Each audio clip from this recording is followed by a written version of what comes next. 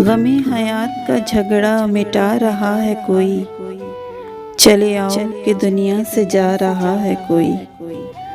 अज़ल से कह दो कि रुक जाए 2 घड़ी के लिए, सुना है आने का वादा निभा रहा है कोई।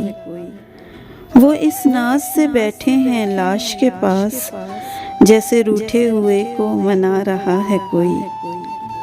पलट कर ना आ जाए सांस नब्ज़ों में, इतने हसीन हाथों से मैयत सजा रहा है कोई।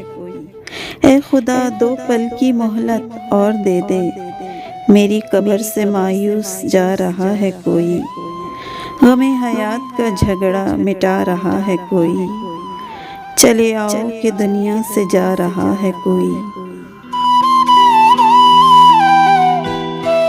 इस वीडियो को लाइक करना ना भूलें। ऐसी और वीडियोस के लिए हमारा चैनल सब्सक्राइब करें और बेल आइकन पर जाकर ऑल पर क्लिक करें। अगर आपके पसंदीदा अशार की वीडियो आप देखना चाहते हैं तो कमेंट सेक्शन में जाके हमें ज़रूर बताएं। शुक्रिया।